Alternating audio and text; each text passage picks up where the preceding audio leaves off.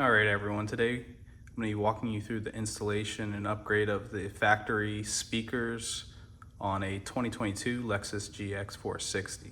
So I have the premium package with the base sound system, so no Mark Levinson sound system. So this may not necessarily apply to you if you have those set of speakers. They are different. They're different locations, different amps. So this would not apply.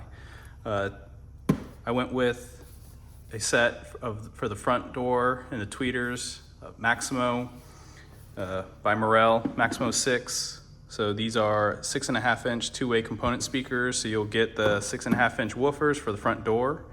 And then they also come with a set of tweeters for the A-pillars. And then for the front dash corner speakers, there weren't as many options, but I went with the Kicker KS series. This is a 4-inch speaker. All of these speakers were purchased off of Crutchfield. Just kind of, if you've used them before, they're pretty easy. They come with a lot of the installation components, so the adapters for the 6.5 inch speakers to attach to the door. The factory speakers for the door are 6x9s. So they come with all the installation hardware for the front doors. So it comes with an extra harness and the plastic bracket. For these speakers, they basically just came with some kind of gasket foam material for the edge. I did actually purchase a set of harnesses off Amazon, and I'll put the link in the description for you guys. That just prevents you from having to cut any of the factory wiring for these speakers, and the polarity of the harnesses also matched up, so I didn't have to depin the harness or anything. So made both sets of these pretty straightforward. The tweeters, on the other hand, are a little bit, or at least the way I went about it, is a little bit more involved, but it's definitely a do-it-yourselfer type project. And I actually went with, I purchased a set of spare factory tweeters and took the factory tweeter off so I could reuse the bracket. So everything bolted up, and when I get to that installation, I'll show you what I did as far as the wiring, because the factory speakers do have a capacitor here, and I did not use the crossover that came with this component system. So when we get to the tweeters, I'll kind of walk you through what I did for those. But for now, this is kind of just the overview of what the install will be. So again, Kicker KS series for the 4-inch front dash corners, and then the Morel Maximo 6.5 inch component speakers for the woofer, and then the actual tweeters.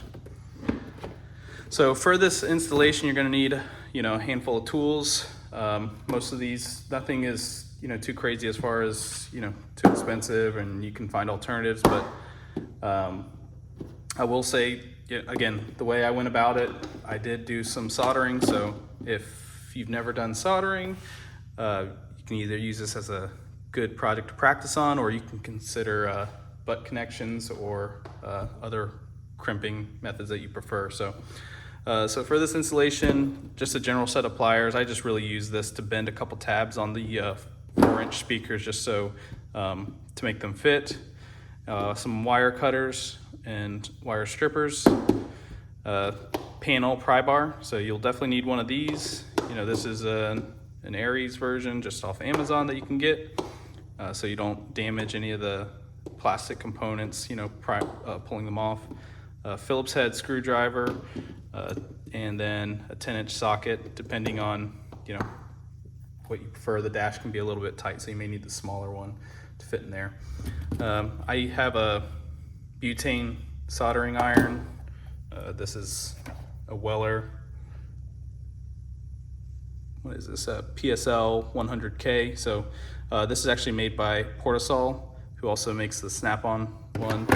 So obviously don't need to go this route. This is just what I have. You can just get an electric soldering iron if that's what you fancy or prefer.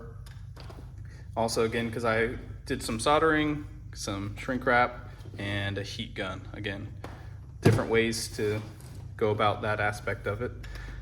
as far as everything, so just to make it clear, so the front doors and then the front corner speakers will bolt into the factory location.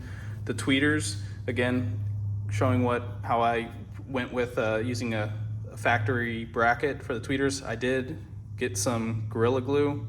So this is a gel form, so it's not gonna run as much, to attach the Morel tweeters to the plastic bracket from the factory. So this is more of a permanent solution, hopefully, in terms of, it won't be as susceptible to higher temperatures just from a car being outside. But before you use that, you may want to do some test fits just to make sure your clearance is all tight and you're not going to have any issues with that. So I made sure to do that before I applied this, and hopefully that'll last a long time. If it comes off, we'll just go in and reapply a different method. Some other material that you may find in just general installation videos is the use of this Tessa tape. So it's basically a fabric tape that you'll see in your car and a lot of wiring applications, just to prevent any kind of noise and vibration, kind of something you can use to wrap any of the plastic components if you're worried about any rattling. So I got some of that, only used a little bit. The other thing I'm not really going to cover is sound treatment. I did not do much sound treatment at all. I feel like, well, I've actually done the installation. I'm kind of going back and walking you guys through this, but I didn't have really too much issues with vibration and just rattling and distortion. Not playing a lot of head-banging music, but if you like to crank your system up, you can always add additional sound treatment to your installation. There's a ton of videos out there of material to get, where to put it, things like that, but I'm not really gonna cover that in this installation.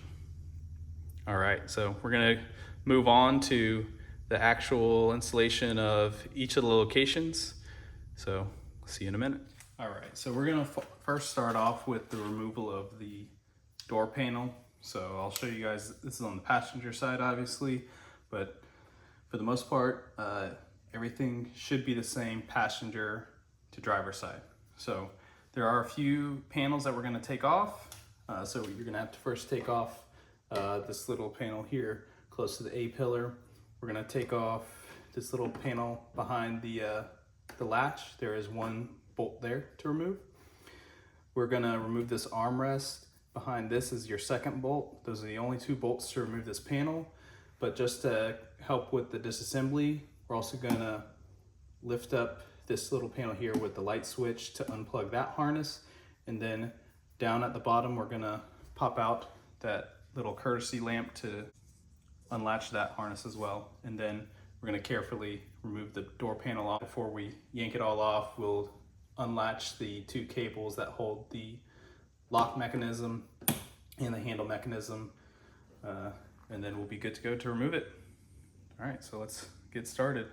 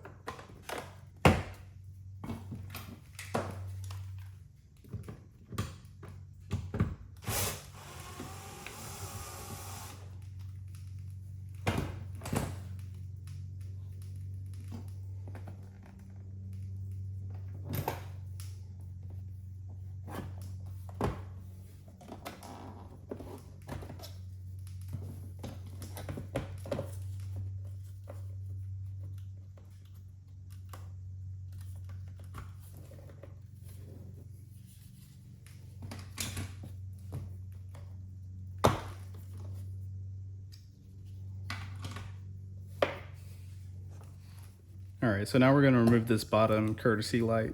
To be honest with you, this one can be a little tricky. You could possibly do this after you kind of pull the panel off and just reach down and disconnect the harness. But what I'd recommend is with your pry bar, go from this rightmost side kind of towards the outside. That's where the kind of the tension is. And then if you can kind of get this in here and just be, once you wedge it in there, kind of pop this off. You can see you're just trying to get enough leverage on this side, and the harness is on this back side here. There we go. All right, so now we're gonna start working this panel off. You can possibly do this by hand. You may prefer to use these pry tools. Usually these come in a set, so this is where you could possibly find more benefit using the wider pry tool, just to kind of spread out the surface area so you don't break any of the tabs. So there's going to be multiple white little push pins along the whole perimeter of here. Before you start, yanking on this, just again, make sure you remove the 2 bolts from around this armrest and around the door latch. There's also the, I forget, the window seal up here.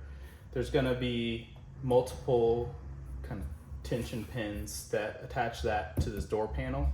And we'll see how this comes off. The alternative is once you get all the push pins around the bottom perimeter, you may find that you could actually just slide this whole panel vertical to remove that seal from the actual metal on there, but it's usually not that big of a deal. All right, so let's start prying on here. So I usually start either around the bottom corner or the side, just wherever you can get a little bit of leverage in here. Usually once you get one pin going, they all start coming off. All right, so you heard that one. So we'll kind of just work our way around.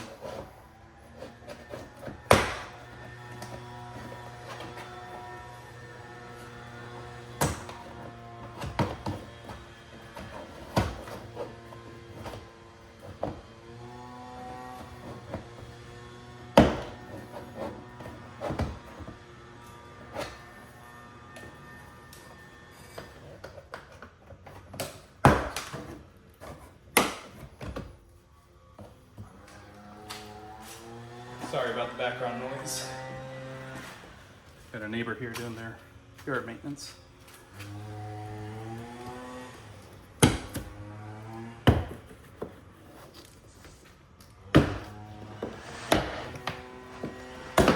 All right.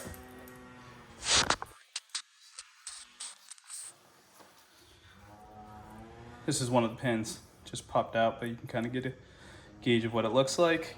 So it sounds like I have all the items around the perimeter, and we'll work around this top seam here. I may take the camera off the tripod here once I get that off, just so that you can see what the cables look like to remove the locks. In fact, I'm actually already kind of feeling this. I'm gonna actually slide the panel vertical and see if I can get that window seal to come off that way. And then we'll go from there.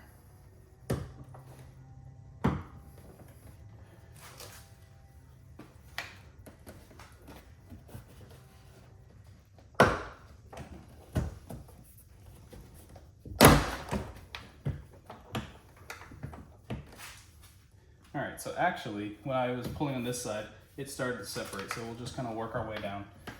Again, just kind of using relatively light force, just my fingers. I'm not really yanking on it. All right. So I'm gonna pause this, reposition the camera so you guys can see the cables that I'm talking about. So as I lean the panel back a little, you're gonna see a couple things. So actually, let me, you got 2 cables here. So these are push-pull cables for the door latch and the lock.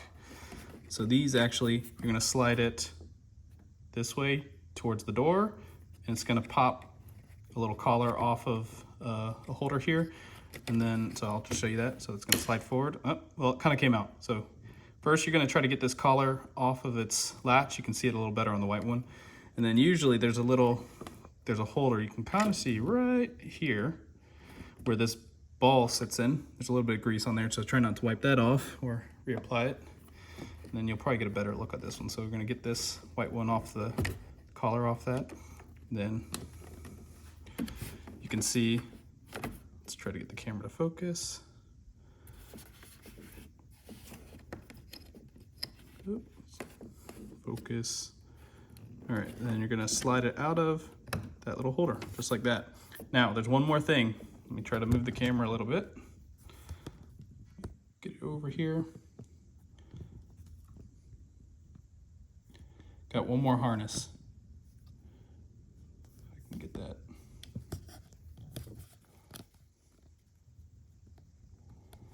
Let's see if we can get that in focus here.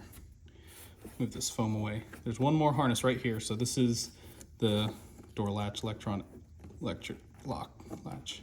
Just pull that out. And the door should be free. All right, so this is your door panel without, with everything exposed, with your factory speaker hooked up. So overall, pretty clean. In fact, nothing's wrong with these speakers. So this is something, you know, if you just wanted to try to improve the factory sound, again, this is the non-Mark Levinson system, so it's pretty straightforward. I'm actually trying a sort of a separate project with an older Lexus I have. I want to see if these factory speakers will fit in it, since these are still good. And then I get the new speakers for this car. So it's sort of part of a separate project that I'm working on, but this was, I felt like would be a good tutorial for anyone working on their Lexus GX460. And generally, this would apply to, you know, other vehicles. Right, so again, these speakers are only held in by 4 bolts. You can either use a 10mm socket or a Phillips head. Generally, it's probably recommended to do these ones by hand. They're only held in by a couple plastic, I guess, couple plastic pieces in here, so it'd probably be pretty easy to strip these because they are coarse threaded. So go ahead, remove the harness.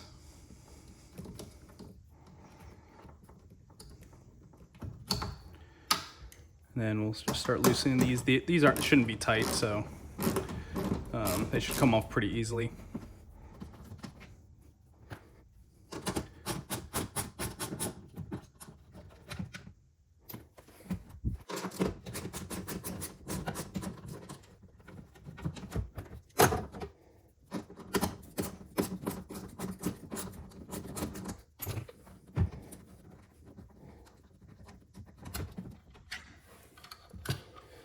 All right, and here's your speaker. To be honest with you, these don't look too bad.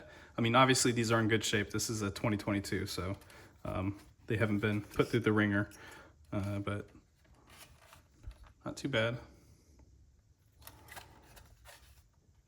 All right, and then that's what you're left with. So you can see, this is where some people do some sound treatment. They'll put some like Dynamat or SoundSkin, usually around this, almost like as a sealing surface. All right, so jumping back to the installation of the woofer.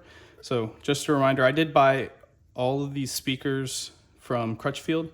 Again, I went with them mainly because a lot of the extra parts you need for the installation, they add in for free. So I actually already installed the speaker, the Morel Maximo 6 speaker, the woofer, into the, this is a Metra bracket for Toyotas to fit into the 6x9 location. To be honest with you, it's pretty straightforward. I'll kind of show you what I did. No real need to probably go over that in detail. Basically, a lot of these speakers are for the most part universal. The Metra, they have a couple set of brackets. If you went with 6x9s, aftermarket 6x9s, they have a separate part number. This again is a bracket for a 6.5 inch woofer, as you can see, but adapts to the factory location. So here's the back. The main thing is, you know, when you put all these bolts in, just be very careful. They are, you can kind of see, pretty sharp. You don't want to accidentally scratch, score, puncture your, I guess you'd call this, I don't know if you call it the diaphragm or not, but you audio geeks out there could probably correct me in the comments, but call it a diaphragm for now. You don't want to damage this rubber right here. So just be careful, do this all by hand. When you get these kits, they usually come with a baggie of installation materials. So you have a couple of different connectors for the spade connectors to actually attach to here. This is, again, a wiring harness that Crutchfield provided that you can buy separately for Toyotas. Basically, it's going to plug right into the factory harness. The polarity and everything matched up, so I didn't have to reconnect these spade connectors or do anything like that. I will show you how to check the polarity when I go to the 4-inch speakers later in this video, because as you can see, colors are not always intuitive, just because Toyota likes to do this, and you have so many wiring harnesses throughout the car, you can't just stick with your typical red, black, white. So there's actually quite a number of kind of forum posts where they go over the polarity, but just in case you don't stumble upon those in your own research, I'll kind of show you how to check the polarity with a multimeter just to be safe. So yeah, when you buy these speakers, they come with an installation kit. They usually have these screws here, and then they also have these kind of retention clips. You probably see these on kind of the panels of your car. There's no real easy way to attach them. I'm basically using them like a nut on the back of these. These are, you know, essentially plastic screws, so they effectively self-tap into the plastic bracket, but just for added security, I tightened them down and put these retention clips on the back kind of as a backup nut. So I will say I did leave one location missing just because I could not get the clip to fit tightly without interfering with here, and I just didn't want a loose clip back here rattling. So I figured having, I think there's seven bolts out of 8 holding it in, I think that's more than enough. So that's just something to consider. I mean, you want enough enough bolts to secure it. It's probably not the end of the world if you leave 1 or 2 off. So then this wiring harness comes from Crutchfield. It's kit. Works for the Toyota applications, plugs right into the factory one, so you don't have to do any cutting, splicing, soldering for this. Kind of fish the 2 leads into here, and then most of these aftermarket speakers have just a spade connection, a small one for the negative, a larger one for the positive, and these literally just slide on. It really couldn't be any easier.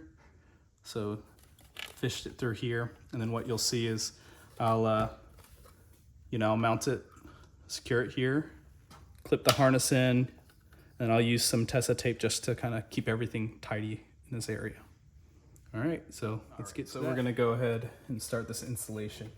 I will say one thing. So when you are installing both the passenger and driver side, these brackets look symmetrical, but what I did find that, when I lined up the driver side, all 4 holes weren't lining up to the factory location.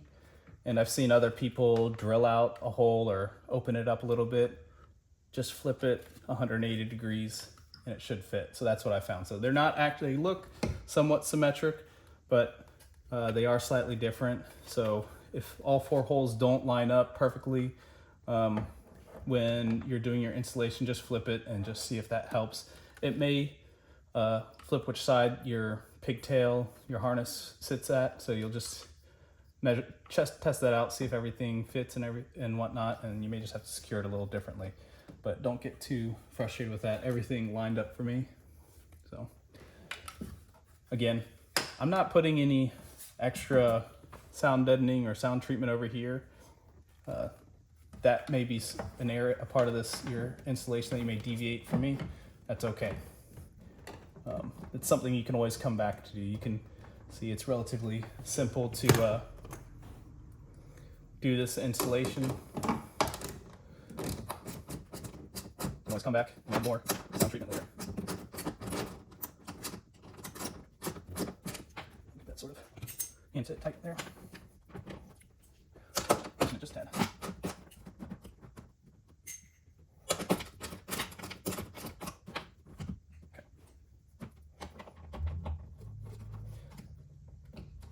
So you may ask, why are you going with 6.5-inch round speaker woofers versus the factory 6x9?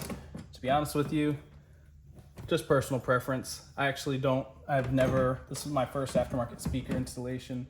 When I was shopping around, I was gonna go with some two-way 6x9s, and then, you know, as you do your research, you start going down the rabbit hole. You start with a cheaper set of speakers, and then before you know it, you go a little bit more expensive, and all your plans change. So by no means these are not, you know, the most expensive speakers that Morel or anyone makes, but I think it's a good starting point. When I was listening to some audio samples, I just found that I really like the natural sound of these.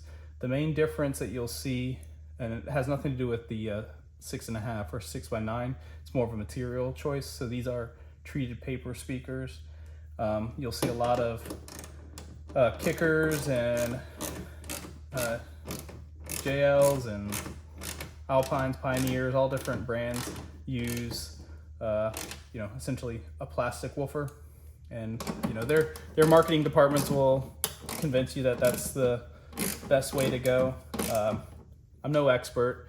I've read, and my internet expertise told me that there are some benefits of going with paper, especially treated paper, for more durability, but having paper woofers, diaphragms, just from a more natural, softer sound. Either way, it's an upgrade from the factory speakers. And there's a couple audio videos I listened to, and I really like the natural sound that the Morels produced. All right, so that's all secure. We'll get the harness connected. Again, polarity and everything matched, and I'll show you how to check that later on. And I'm just gonna actually tape this like so. Just cut the extra.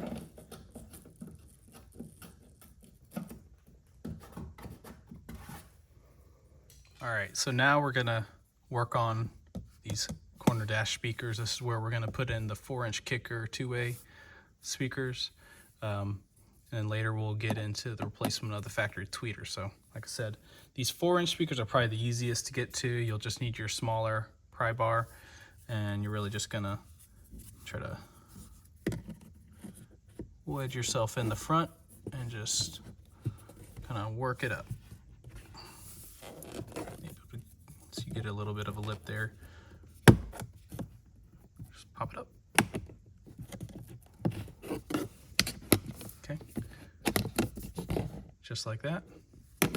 All right, so once you have this small speaker grill removed, you expose your factory 4-inch. Actually, it's less than 4. The factory one is less than 4-inch, but your options are 4-inch. So this is just held in by two 10mm bolts. Again, 10mm or Phillips head, but you're gonna have to use a socket for these ones. For the back one especially, you're gonna need to use the smaller socket here, the 1/4-inch driver. So again, none of these speaker bolts are held in very tight. So hand tight is all you should have to use to remove them and then also reinstall them. So once I get them, you know, loose, broken free, I'll just kind of come in here. It's a little easier, just use your fingers in the socket. Just be careful not to drop these. In the back, you can actually kind of see through the reflection of the glass the screw. All right, once that's loose, hold on to that, put it off to the side, and then you'll just lift this little guy up. You have the harness on this back side right here. So let's see if we may have to flip this around. All right. Trying to get a good view for you guys. There's a little tab right there. You're gonna have to stick your finger in right here. Just push that down, and then this should just slide right out. And then here's your factory dash corner speaker. This one's has quite a small driver relative to the woofer on the door. Sometimes when you pull off, in the videos I've seen for older models, the driver for the door woofer looks about this size. But so when I pulled off the factory 6x9s, I was kind of impressed by the size. All right, so again, this is where I'm going to show you how to check the polarity. All right, so to check the polarity, we're basically going to use just a multimeter, if you have one of these, versus just the actual polarity testers that you may see some people that do speaker installations use. So just use a multimeter. I have it set to the millivolts, and the idea is that you're going to connect your positive and negative leads to each wire in this harness. And if you are getting, so for example, if I have the positive attached to the bottom, negative attached to the top, and my multimeter shows a negative value, that means that I have the wires flipped. If I go ahead and flip it, put the negative on the bottom, positive on top, and I get a positive value, that validates that the top terminal will be the positive, the bottom terminal would be the negative, or the bottom wire on here.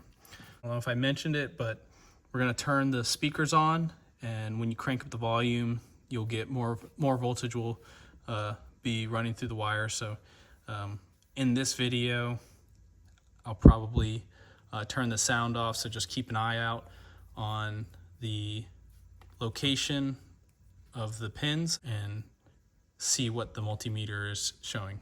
Casino Lake Charles, a 2-hour drive from Houston. Must be 21 years or older. Gambling problem? Please call 1-877-770-STOP. For over 30 years, the attorneys at Adley Law Firm has Google-reviewed personal injury firms. Live chat now with an Adley Law Firm representative at adleylawfirm.com or call 713-999-8669. Analysis from Chris Long, Channing Crowder. It is the survival of the fittest. Jay Cutler and Chad Johnson. This is the one part that I did not buy off Crutchfield. So I got this off Amazon. It's called, I think it's made by a company called Red Wolf. There's a lot of different companies that make it. I will post a link to this. It worked for me. In the description of it, I don't think it necessarily says GX460, but it has various other Toyota models, RAV4s, 4Runners, maybe even a Lexus RX 350. But I did find that it worked. The polarity did match. So in this case, this red striped wire was the positive, and then the clear wire here was the negative with a smaller spade connection. So basically, to connect this, here's the Kicker KS series. I will mention, so these have 4 tabs. You'll see I bent this one back. So these are meant to really be kind of universal fits. This little foam gasket was something I added on. It came with the installation. Again, don't really think you need it. It started coming off. I've reapplied it. It's up to you what you do. This is the KS series 2-way 4-inch speaker with a built-in tweeter here. You can see the driver here. Let's just show these side by side. So you can see the difference in the driver. A little bit deeper. I will say it feels like this interferes a little bit more with some of the plastic in here. Kind of just tightened everything up and crossed my fingers, and it seems to be okay. So it may be a little bit tighter fit for the GX, but it works. Main thing, you had to bend one of these tabs. Again, you have to line it up. So I'm basically I'm putting the factory bolts in these two. This one's gonna stay open, but there's plenty of room in this corner down here for that tab. And then I'm keeping the pigtails, I guess, for the harness kind of sitting on the left side here. I'm gonna just slip these spade connectors back on and then take the, I guess, female end of this Red Wolf harness, clip it into the factory one and just shove this excess harness in here. So again, here's the tab that we folded down. We're going to line these up to the factory bolt holes.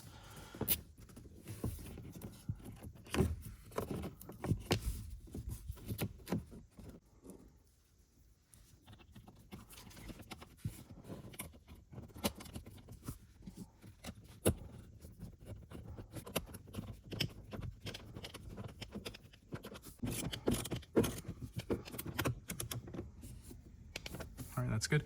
So you can see this last tab here doesn't have really any interference, so that's why I just left it there. And just because there's this little raised lip here, that's what was interfering with that one tab that we folded down.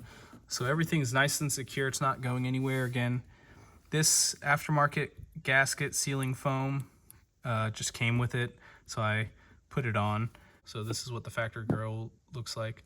And this, kind of have to make sure these tabs in the back slide under these two openings here first. So the back end goes in first, and it'll feel a little tight against the A-pillar, but you sort of have to just get it past the tweeter grill here and then just push the front down. And that's that. If you're doing this whole installation at one time, I would recommend keeping this off when you go move to the tweeter, because you're gonna have to remove it anyways to remove the A-pillar, so just something to keep in mind. So now we're gonna look at the tweeter components of this Maximo 6 set. So a lot of these kits, they come with a couple different mounting options. I guess more of an aftermarket look with some bolt holes, but I like to keep things looking as factory as possible. So you can actually kind of pop the tweeter itself out of here. There's a lot of excess wire here, so we'll kind of just get that out of the way. You can even kind of pop this little grill off. Doesn't really stay on, and you have your component tweeter. I'm going to try to actually see if I can repurpose the factory bracket. So I didn't really want to jack up the ones that came in the GX, so I bought a couple spare ones off of a wrecked GX just off eBay, just to see what we can repurpose on it. So to protect the tweeters, we got this set from Crutchfield, some base blockers. So this is their 5,000 hertz set of base blockers meant for their tweeters. So basically you have, similar to the factory setup with the built-in capacitor, you have a capacitor under this shrink wrap. I'll show you guys how I kind of disassembled the factory tweeter just to retain the bracket in the harness itself. So it's kind of interesting. So you have this, if you guys can kind of see, some glue kind of around here, around the nut. It looks like it'd be kind of tough, but it's actually pretty soft. In fact, I'll just show you here. I'll take this one screw off, and the glue will just kind of pop right off. I wouldn't say it's hot glue, but not quite sure what it is. It's definitely not super glue or anything. So in reality, that's the main thing holding the speaker on. You can even see I didn't even touch the other glue, and you can kind of see it just kind of comes right off. So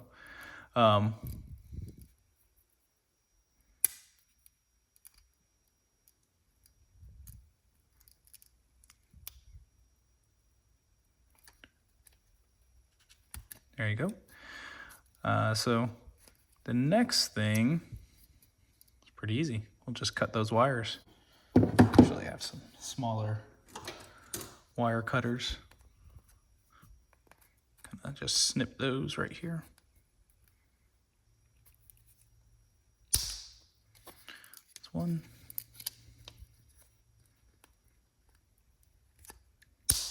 Two. That's it. Pretty simple. Well, that's one good set of speakers going in the trash. But to me, it's worth it. I don't have sometimes you watch these professional speaker and car audio channels telling you how to best install your DIY kits, and they bust out 3D printers and CNC machines and laser cutters, and to be honest with you, I don't think many of us have that, so I'll pay a little extra to get a nice factory installation. All right, guys, so to be honest with you, I already did mount one of the tweeters, and it is fits really nicely, actually. The one question that I had kind of going into those was how I was going to secure the component tweeters to the bracket. And I don't know. Some people, say they can use hot glue. Some people say don't use hot glue, get high temp hot glue. I just didn't really explore that too much. I ended up picking up some of this Gorilla super glue gel, mainly the gel so it doesn't run. This is definitely not going to come off once it dries, so let's get it right the first time.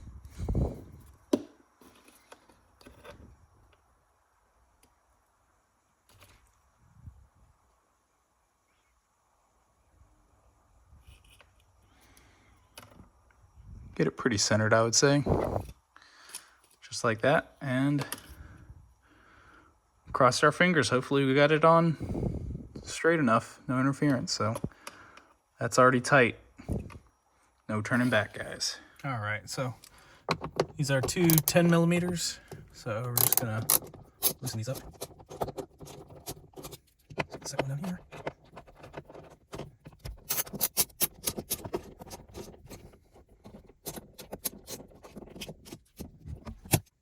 Alrighty. Well, there you go.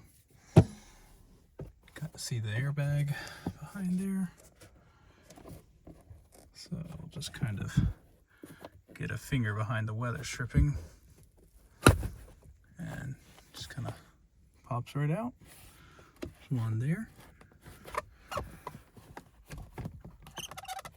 Actually, you know what? I'm gonna pop this guy off. All these come off pretty easily. Let's make it easier, and then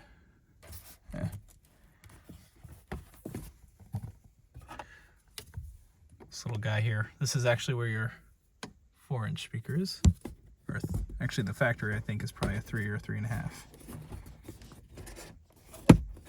Just kind of pop this grill up.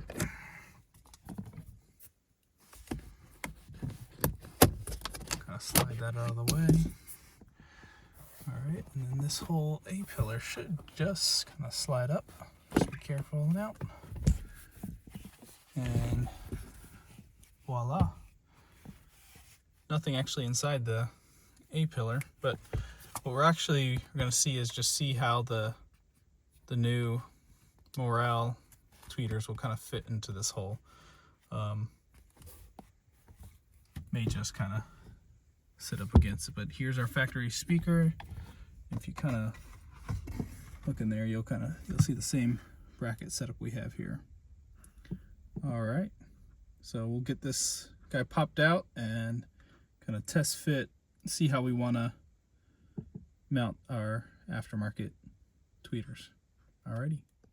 All right, guys, so I did do a quick mock-up to test fit everything before I kind of made the final mounting locations, but I'll kind of show you what I did, and also show you how I mounted the tweeter to the bracket. So everything does fit. I tested the sound, everything seems to work. So let's zoom in here. So got the factory harness down here. You can see where we had our splices. I used a little Tessa tape up here, kind of just to lightly secure it to the factory harness. Wrapped around on this back side, we have the inline capacitor. Kind of will sit kind of in this little, hard to see, but little plastic bracket. This is actually looks like the drain for the sunroof. And then just some of the extra wires just sitting down here. And so everything actually with the A-pillar kind of still fits pretty nicely. I didn't really have to do any cutting of the factory kind of opening for the tweeter itself, so I didn't hear any rattles or anything, so that's pretty good. So basically this is just gonna kind of slide right in here. Doesn't even really, it's not too difficult, and kind of zoom out. Get this kind of tucked in place behind the weather stripping, and kind of just like that, it's all back together. All right, so we'll get this grill here back in.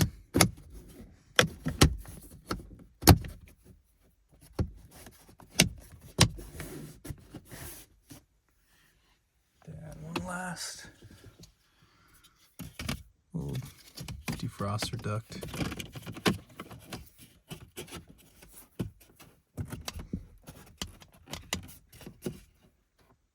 All right, just like that. Get the grab handle put back, and then the tweeters installed on the driver's side. All right, guys, so one interesting thing, not necessarily super happy about it, but just in case you run into it, sometimes you don't see these little hiccups on YouTube, but when I was taking the passenger side A-pillar off, some of the actual fabric liner on the A-pillar, you can see it's kind of stuck to the adhesive used to put the windshield on. So as I was pulling it off in multiple spots, about 4 different spots, it was catching. So just something to keep an eye out. Just be careful. I used a little razor blade to kind of cut this off. And here you can kind of see really, I mean, how it's kind of attached. I don't think it'll be any issues. You can kind of still see from the front, everything's nice and tight. So, but just something to keep an eye out for. Just you can be a little careful. This didn't happen on the driver's side, so yeah, just watch out for this. I know this video was kind of long, but I hope I hit all the details so that you guys can go after your own projects. If you liked the video, smash the like button and leave a comment below. Thanks.